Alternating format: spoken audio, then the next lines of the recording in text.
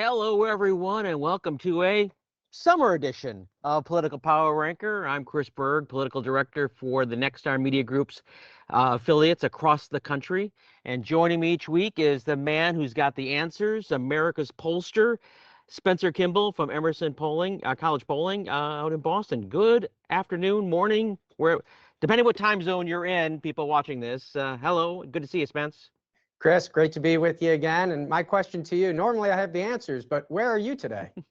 You know, I am in the great state, my home state. I'm from Wisconsin. I'm in the great state of Wisconsin. I've got the woods behind me, which is about 50% of Wisconsin. And traveling up here, there's a big governor's race that kind of came on a little bit surprising to us with Tony Evers deciding not to run for a third term in a pretty wide open race up here. So we're paying attention to that. And, you know, actually, it's my second trip since we last spoke. I was in Kentucky last week, big Senate race to replace Mitch McConnell. And I was at Fancy Farm where they had their big political rally, which is going to kick off that campaign for the Republican nomination for Senate. So I've been on the road a lot, but we'll talk more about Fancy Farm in the next episode. But it's been a crazy week for me. But also this week, you've got something very, very special. California numbers. Yes, we've made it out west, and I had a chance to look at that governor's race and a couple of other questions that we have out there. So lots to break down, and let's pull it together, Chris. All right, so let's just look at some of the top candidates that are coming out of Spencer's polling numbers. And here are the top five: Chad Bianco, former LA County Sheriff; Rick Caruso, developer; Steve Hilton, Fox News personality; Katie Porter, former Congresswoman from the LA area; and then former Mayor Antonio Villaraigosa are your top five. And there are a couple of big names missing. And before we get into your numbers, let's bring in Nikki Lorenzo. She is our host of Inside California Politics and someone who is a leader in the political reporting field in California for us. Nikki, you see those five names and there's a couple missing. What are you thinking? What's your first blush thought? Good to be back, first of all, with you guys on Political Power Ranker. So the big question was, is Kamala Harris going to be running for California governor? We learned last week that she is not.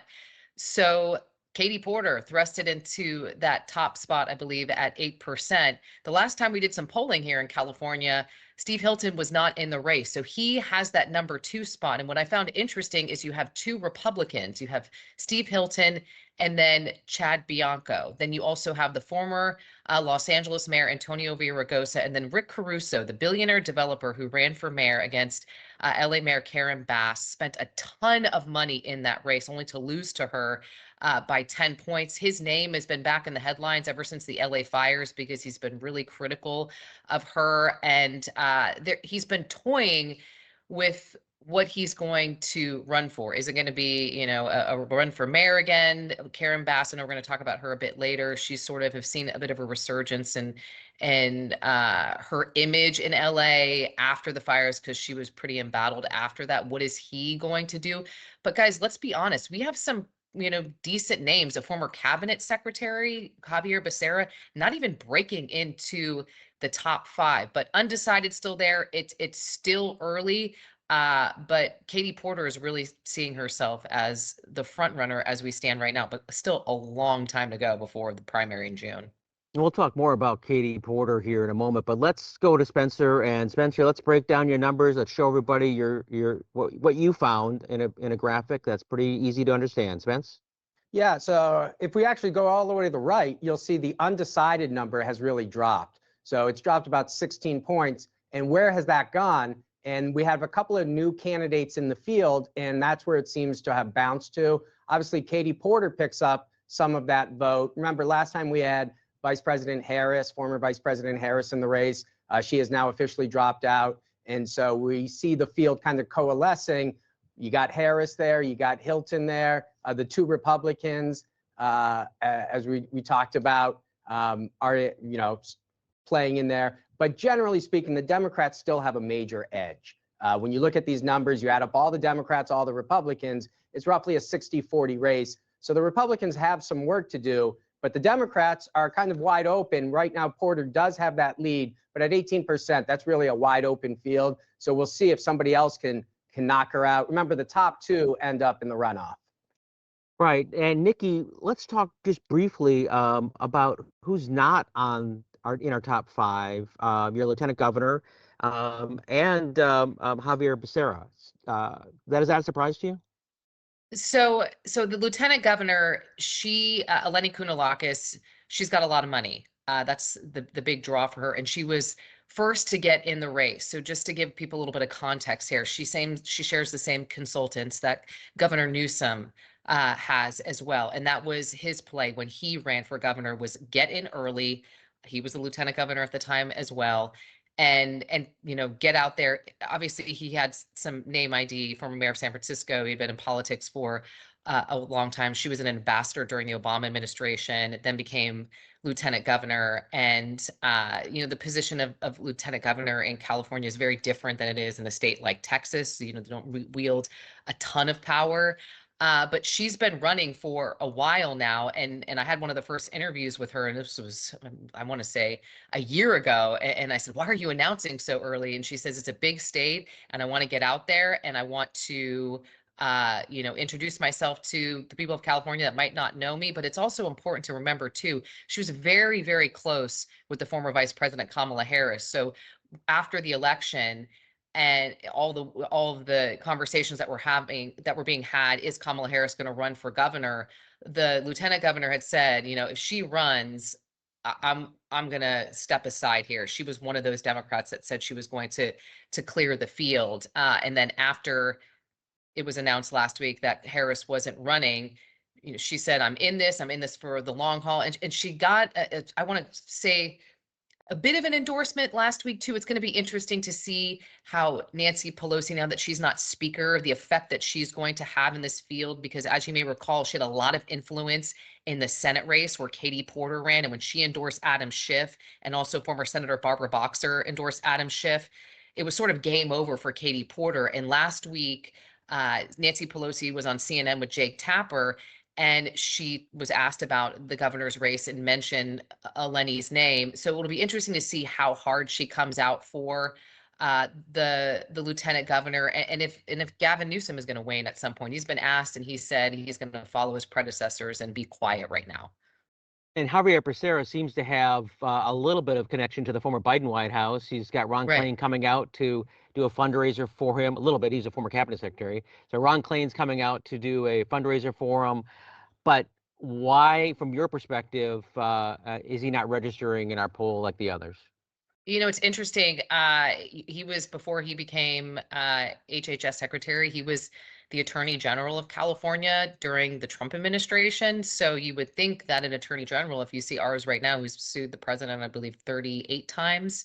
Now you make a lot of news nationally when you are fighting back against an opposing administration. When I have conversations with people right now in terms of his rollout, there hasn't been a whole lot of meat as to what he says he wants to do.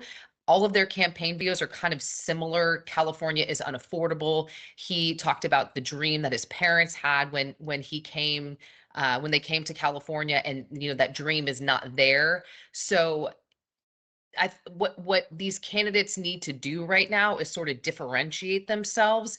And I've seen some of them on a stage together, and there really isn't a whole lot of daylight between them right now. And I think with the former HHS secretary, again, it's getting his name out there. It's still really, really early, and when things ramp up more so next year, you could potentially see a change. But clearly he wasn't a cabinet secretary, in the White House, from what our poll is showing that a lot of people in California recognize. Right. Hey, Spencer, so it's early and they're not showing up. If you're, running their campaigns, what are you telling your candidate when they see this poll? Well, you got that 38% undecided. So you've got a lot of people undecided, and you've got Porter at 18%. So she's far away, from that 50% threshold that you'd be concerned about. You've got a huge field. So at some point, you're going to have to make a move.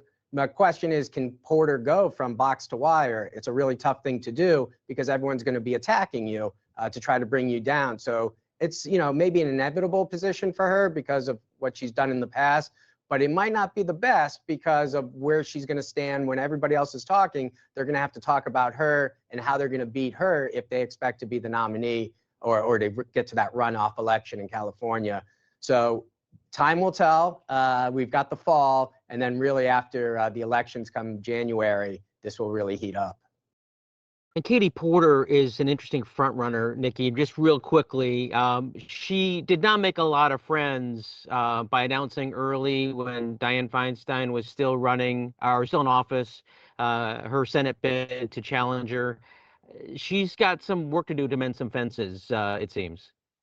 Yeah, that is a good point there, and she really has, from my sources too. It's been trying to do a lot of outreach, going to the Central Valley, reminding people. The last time I saw her, she's like, "I'm reminding people that I grew up on a farm," trying to have that touchstone with people in parts of the state that might not have been as familiar with her story there. While I'm told by some sources the business community is concerned about her being governor because she is seen as a progressive Democrat in that Elizabeth Warren category, I can tell you, as part of an event a couple of months ago with the California Chamber of Commerce that they hosted and had some of the governor candidates up there. And one of the big things of the business community here is minimum wage. They're seeing minimum wage hikes reach higher and higher and higher here in California. Fast food workers just got $20 an hour not that long ago.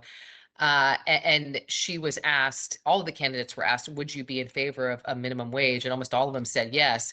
She danced around it in an interesting way and said, I don't think these minimum wage hikes are the answer. I think the answer is, why do things cost so much? She is going to try to separate herself with affordability and really try to hone that area. But it's going to be interesting to see how she sort of, like you said, mends those relationships and it reaches out to folks. I mean, she's doing a lot of traveling. She's having a lot of meetings. I know she's been up here in Sacramento quite a bit. So while it might not be on display in front of everyone right now, there's a lot of work with these candidates happening behind the scenes. And Chris needs to get his pronunciations right for a longtime Senator Dianne Feinstein. Sorry, to the late senator. But moving on, we've got something that everyone's going to want to see right now. The governor's numbers were big. That is newsworthy. But actually, we were putting up a different graphic, but I was going to something different. But that's all right. Governor Newsome, Spencer, real quick, his favorability is up. Yeah, that's a good sign for the governor. He was down before. And we've seen this with Governor Newsome. If you remember that recall election a couple of years ago, his numbers were really flat until about a month and a half before the election. And then he seemed to really bounce back and he wins by 20 points. What we saw over the last couple of months, he's been pretty under the water. This is the first time he's positive.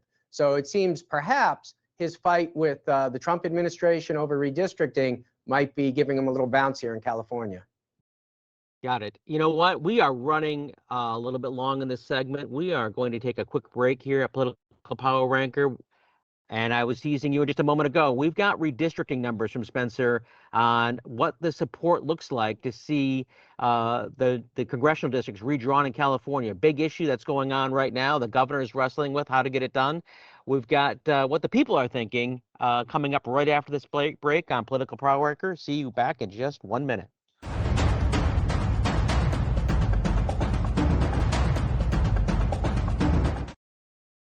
Welcome back to Political Power Ranker, where each week we examine races going on across the country.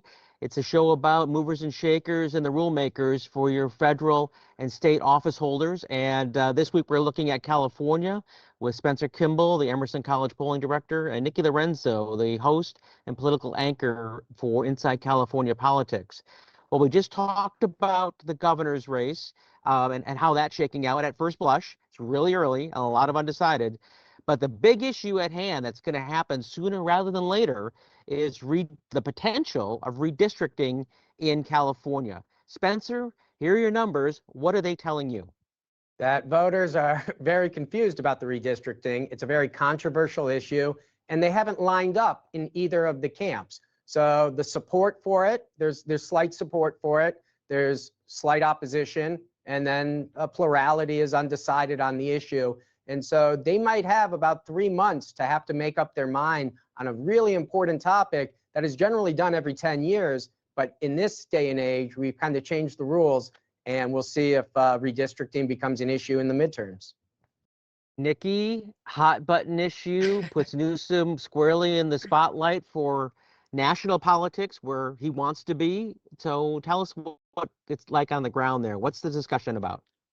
So first of all, I just want to say Newsome has articulated from the beginning that this is in response to what's happening in Texas and the president wanting to pick up 5 seats there. And he says, okay, if there's going to be gerrymandering Texas, we're going to do this out here in California. It's important to note situation out here in California is a bit different. We have an independent commission that does redistricting out here in California. So in order for this to happen, the legislature is in recess. They come back on the 18th.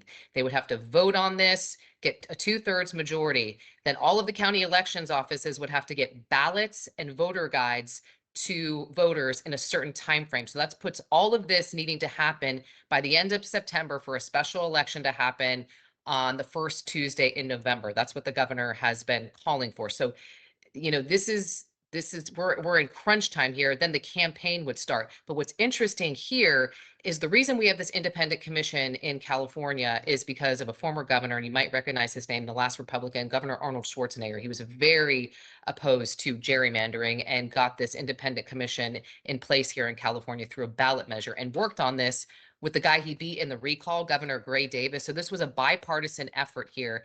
And it's really been, how can we get this done? And is there public support for it? A campaign hasn't started. So Spencer, your numbers are interesting because a lot of people have been wondering, where are voters? And clearly they're split. So this past week, Governor Schwarzenegger released a statement through a spokesperson. I was corresponding with his spokesperson, trying to get him on Inside California Politics. He says he's not ready to do an on-camera interview yet, but he's monitoring the situation. There is part of the statement. But he called the process, any terms of gerrymandering, he believes it's evil no matter who is doing it.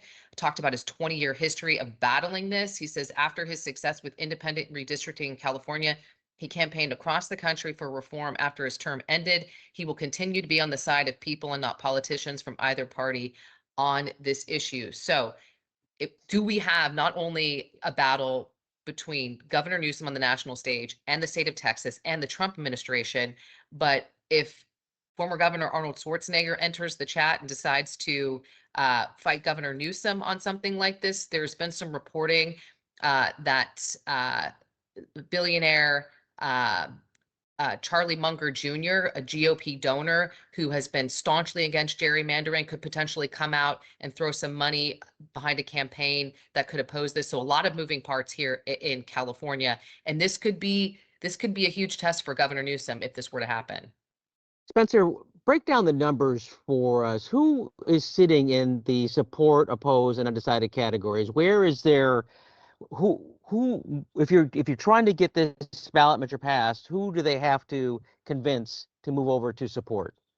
Well, the good news is they have to convince the Democrats, and they support it 2-1, 40-20, but it's still not 50% support amongst the Democrats. And so there's a campaign that needs to happen within Newsom's base to make sure that they want to do this. And then, of course, the Republicans are opposed like 35-28. In the independents, 50% are undecided, and they're split. So you're going to have to win over a few independents, but California is a very strong Democratic state. So if the Democrats rally around this issue, there might be enough votes there to be able to get it over the top. But we're so far from there. Remember, these are in the low 30s, high 20s. A lot of people have to think about this and make up their mind. So the ad campaigns could be really intense and very persuasive in shifting these numbers very quickly, because I don't think voters have really thought about it. So some of these issues we think about a lot. This is not one that voters have thought about a lot, and we're seeing it in the numbers. What makes this interesting, too, is this is not a binary choice that's easy to understand. It's not, do I want candidate A or candidate B? It's about redrawing maps and districts. And for some people, it gets just way too complicated to understand why that's important to them and why they should even pay attention to it. And then to get them to support a ballot measure getting into the polls over something that's a pretty complicated, in the weeds political effort Yeah. to change boundaries for congressional districts. Thoughts on that, Nikki, and just getting people to the polls and having them understand the issue. Yeah, for sure. A huge messaging campaign. And let's not forget that it costs a lot of money to run any kind of race here in the state of California. And also this wouldn't be just for the 2026 midterms. This would be 2028 and 2030. That is what's being proposed here. And then would go back to the independent commission. So if you have a lot of money too on the Republican side, and you have former Governor Schwarzenegger coming out against something like that. I mean, usually in the state of California, what Newsome wants, Newsome gets. That's sort of been what has happened until the very last election. Very different issue. It was a tough on crime measure, and it passed all counties in California with flying colors.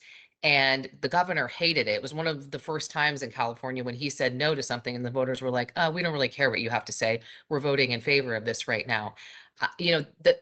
What I see as a bit of the hurdle here is the timing. I mean, that is not a lot of time to get something on the ballot and start messaging to people. It just depends on how much money they're gonna throw behind this. I would say a lot, because this is Newsome on a national stage, getting a lot of attention, because he was really one of the first. And I feel like governors now, Pritzker in Illinois, Hochul in New York, have sort of been following his lead, saying, all right, we're going to redistrict too as well. Spencer, go ahead, you had a thought? It's really fascinating, Nikki, that the idea that this is the wild card that we weren't expecting, and now Newsome's presidential run could be up at stake if he doesn't get this over the finish line. So if he's fighting Trump and he loses the battle, if Texas passes new lines, they don't pass new lines. So it's like a new issue that's come up to the forefront. Again, we weren't talking about this 2 weeks ago. We may not be talking about it in 2 weeks, but for right now, it's a new issue, part of the campaign conversation.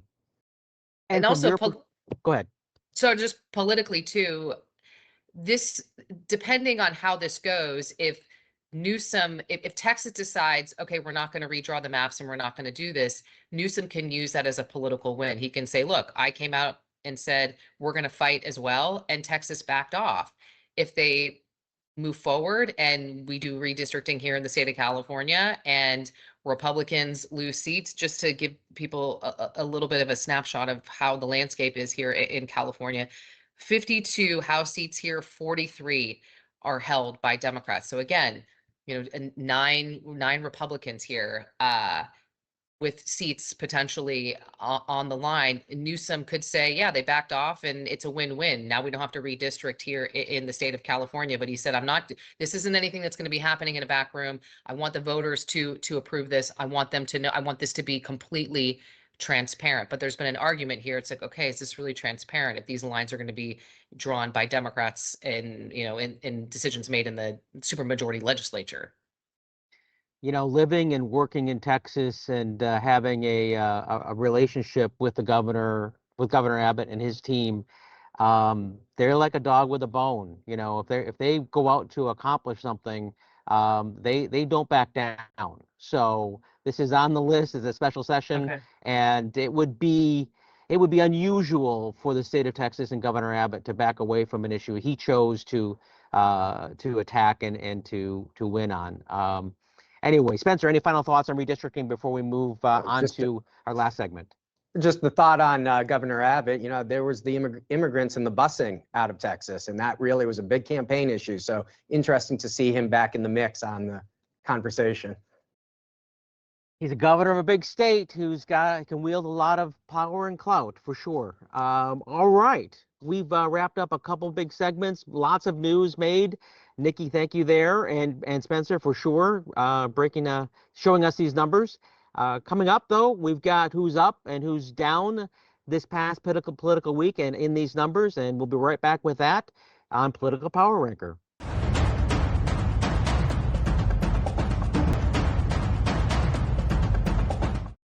Welcome back to Political Power Ranker. This is the fun part of the show, right? Who's up, who's down, And you know what? Our man who knows all when it comes to polling and where everyone's at, America's pollster, Spencer Kimball from Emerson College Polling, has his thoughts on who's up this week and who's down. So, Spencer, let's start with who's up. Well, we have a candidate out of right field, Steve Hilton, and he's at 12%. That puts him up in our numbers. We take a look at the governor, Gavin Newsome. His approval is up, and we'll see how this all plays out with the redistricting campaign, but looks like the governor's got some momentum coming out of this poll. And then in that governor's race, Katie Porter, we have her up. She bounced up 6 points with Harris dropping out of the race, and looks like she's the lead candidate, but at 18%, there's a long road ahead to get to the governor's mansion. Nikki, what do you think? I think Katie Porter is going to see those polling numbers and say, we've got all the momentum. It is just the beginning. The campaign is just ramping up, and I am the front runner. On the flip side, when we look at Steve Hilton, again, same thing. He has been traversing the state. He's really big on social media, using the audience that he has on Fox News. He does a lot of media appearances. He knows how to reach the base on social media as well. He's going to like these numbers also. And no doubt this will help both of those candidates with fundraising. Once they see this poll, they can tout it as an independent poll to help them raise money. Well, do you expect to see that happen pretty quickly? Yeah, you know, I get a lot of fundraising emails as soon as news comes out. And Katie Porter is vigorous in that arena. It's been touted as a strength of hers. So I would imagine we would see some messaging pretty quickly to there. And I know we talked about this in our other segment. I'm going to see how the Rick Caruso camp, I think that's going to be the big news there, reacts to this, because this is the first time we've really seen some polling and his viability as he tries to determine, is he going to enter the race for LA mayor, or is he going to enter the race for governor, or just sit it all out and be a private citizen? And he got numbers in this poll, so it's not like he drew a blank. So there is something there for him to build on as well. All right, now who's down? Spencer, let's talk about who's down this week and why. The former Vice President, Kamala Harris, is down. We looked at the Democratic presidential ballot test. She comes in third. She's behind Newsome and Buttigieg. Hovering right around 11% in her home state of California is not a good sign of political strength. Nikki? No surprise there. What has polling and data shown since the presidential election? Democrats want someone who is going to fight. Newsome has picked up that torch, and he's been carrying it for quite some time right now. What did the former vice president say in her interview with Stephen Colbert? She said that the system is broken and she's going to sit things out right now. Probably not what Democrats want to hear. All right, that is it for this week's edition of Political Power Ranker. Thank you both for joining us. Interesting content here. Spencer, thank you again for bringing this to us. And Nikki, good luck answering all those phone calls from candidates. So, all right, everyone, we'll see you next week for Political Power Ranker. Texas is up next week, so we'll have more on that. So hope you join us then. Anyway, for everyone, have a great week.